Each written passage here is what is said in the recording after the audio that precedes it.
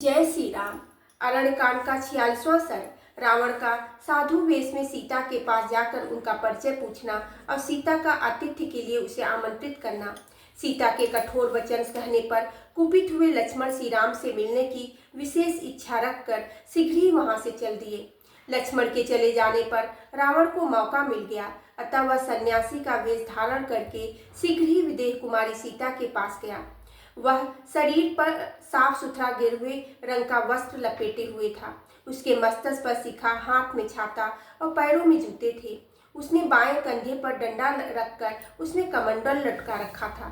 अत्यंत बलवान रावण उस वन में परिव्राज का रूप धारण करके श्री राम और लक्ष्मण दोनों बंधुओं से रहित हुई अकेली विदेह कुमारी सीता के पास गया। जैसे सूर्य और चंद्रमा से हीन हुई संध्या के पास महान अंधकार उपस्थित हो, उसी प्रकार वह सीता के निकट गया।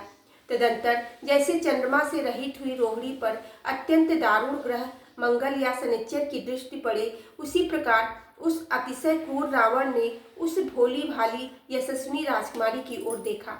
उस भयंकर पापाचारी को आया देख जन स्थान के वृक्षों ने हिलना बंद कर दिया। हवा का वेग रुक गया। लाल नेत्रों वाले रावण को अपनी ओर दृष्टिपात करते देख तीव्र गति से बहने वाली गोदावरी नदी भय के मारे धीरे धीरे बहने लगी। राम से बदला लेने का अवसर ढूंढने वाला दशमुख रावण उस समय भिक्षु रूप से विदेह कुमारी सीता के पास पहुंचा। उस समय विदेह कुमारी सीता अपने पति के लिए शोक और चिंता में डूबी हुई थी। उसी अवस्था में अभव्य रावण भव्य रूप धारण करके उनके पास उपस्थित हुआ, मानो शनिचर ग्रह चित्रा के सामने आ पहुंचा हो। जैसे कुआं तिनकों से ढका हुआ हो, उसी प्रकार भव्य रूप से अपनी अभव्यता को छिपा कर रावण सहसा वहां जा पहुंचा और यशस्विनी राम पत्नी वैदेही को देखकर खड़ा हो गया। उस समय रावण वहां खड़ा खड़ा राम पत्नी सीता को देखने लगा। वे बड़ी सुंदरी थी। उनके दांत और ओठ भी सुंदर थे। मुख पूर्ण चंद्रमा की शोभा को छीने लेता था। वे पर्णशाला में बैठी हुई शोक से पीड़ित ही हो आंसू बहा रही थी। वह निशाचर प्रसन्न चित्त हो रेशमी पीताम्बर से सुशोभित कमल नयनी विदेह कुमारी के सामने गया। उन्हें देखते ही कामदेव के बाणों से घायल हो राक्षस राज रावण वेद मंत्र का उच्चारण करने लगा और उस एकांत स्थान में विनीत भाव से उनसे कुछ कहने को उद्यत हुआ। त्रिलोक सुंदरी सीता अपने शरीर से कमल से रहित कमलालया लक्ष्मी की भांति शोभा पा रही थी। रावण उनकी प्रशंसा करता हुआ बोला, उत्तम सुवर्ण की सी कांति वाली तथा रेशमी पीताम्बर धारण करने वाली सुंदरी, तुम कौन हो? तुम्हारे मुख, नेत्र, हाथ और पैर कमलों के समान है, अतः तुम पद्मिनी पुष्पकारणी की भांति कमलों की सुंदर सी माला धारण करती हो। शुभानने, तुम श्री ही कृत शुभ स्वरूपा लक्ष्मी अथवा अप्सरा तो नहीं हो, अथवा वारारोहे, तुम भूति या स्वेच्छा पूर्वक विहार करने वाली कामदेव की पत्नी रति तो नहीं हो। तुम्हारे दांत बराबर है, उनके अग्रभाग कुंदन की कलियों के समान शोभा पाते हैं। वे सबके सब चिकने और सफेद है। तुम्हारी दोनों आंखें बड़ी बड़ी और निर्मल हैं। उनके दोनों कोए लाल हैं और पुतलियां काली हैं। कटिका अग्रभाग विशाल एवं मांसल है। दोनों जांघें हाथी की सूंड के समान शोभा पाती है। तुम्हारे ये दोनों पुष्ट है, गोलाकार पर हुए उठे हुए मुख वाले, कामनी चिकने के समान आकार वाले, परम सुंदर और श्रेष्ठ मणिमय आभूषणों से विभूषित है।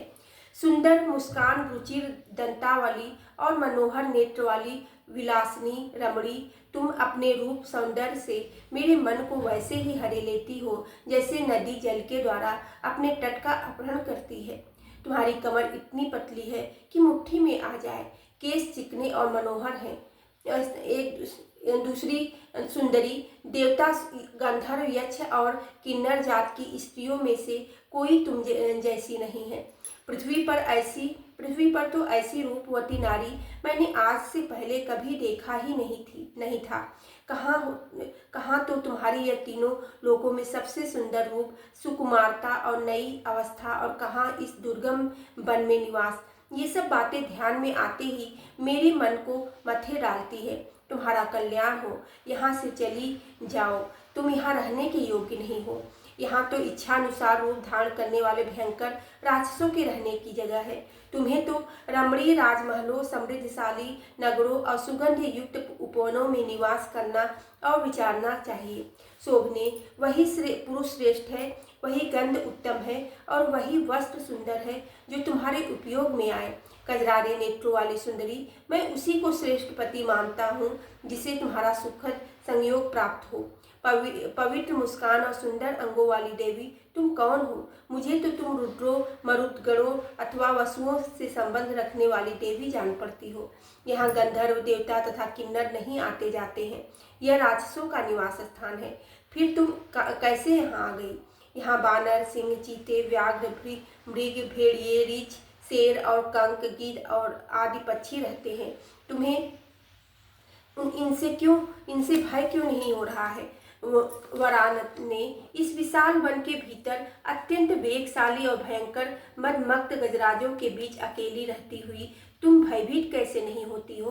कल्याणमयी देवी, बताओ तुम कौन हो, किसकी हो और कहाँ से आकर किस प्रकार इस राक्षस सेवित घोर दंडकारण्य में अकेली विचरण करती हो? वेशभूषा से महात्मा बनकर आए हुए रावण ने जब विदेह कुमारी सीता की इस प्रकार प्रशंसा की, तब ब्राह्मण वेश में वहां पधारे हुए रावण को देखकर मैथिली ने अतिथि सत्कार के लिए उपयोगी सभी सामग्रियों द्वारा उनका पूजन किया। पहले बैठने के लिए आसन दी, बाद में पैर धोने के लिए जल निवेदन की। तदंतर ऊपर से सौम्य दिखाई देने वाले उस अतिथि को भोजन के लिए निमंत्रण देते हुए कहा, ब्राह्मण, भोजन तैयार है, ग्रहण कीजिए। वह ब्राह्मण के वेश में आया था, कमंडल और गेरुआ वस्त्र धारण किए हुए था। ब्राह्मण वेश में आए हुए अतिथि की उपेक्षा असंभव थी। उसकी वेशभूषा में ब्राह्मणत्व निश्चय करने वाले चिन्ह दिखाई देते थे। अतः उस रूप में आए हुए उस रावण को देखकर मैथिली ने ब्राह्मण के योग्य सत्कार करने के लिए ही उसे निमंत्रित किया। वे बोली, ब्राह्मण, यह चटाई है, इस पर इच्छानुसार बैठ जाइए। यह पैर धोने के लिए जल है, इसे ग्रहण कीजिए। और यह वन में ही उत्पन्न हुआ उत्तम फल फूल आपके लिए ही तैयार करके रखा गया है। यहाँ शांत भाव से उसका उपभोग कीजिए। अतिथि के लिए सब कुछ तैयार है। ऐसा कहकर सीता ने जब उसे भोजन के लिए निमंत्रित किया, तब रावण ने सर्वसंपन्नम कहने वाली राजरानी मैथिली की ओर देखा और अपने ही वध के लिए उसने हठपूर्वक सीता का हरण करने के निमित्त मन में दृढ़ निश्चय कर लिया। तदंतर सीता शिकार खेलने के लिए गए हुए लक्ष्मण सहित अपने सुंदर वेशधारी पति श्री रामचंद्र जी की प्रतीक्षा करने लगी। उन्होंने चारों ओर दृष्टि दौड़ाई, किंतु उन्हें सब ओर हरा भरा विशाल वन ही दिखाई दिया। श्री राम और लक्ष्मण नहीं दिख पड़े। बोलो सियावेरे रामचंद्र की जय।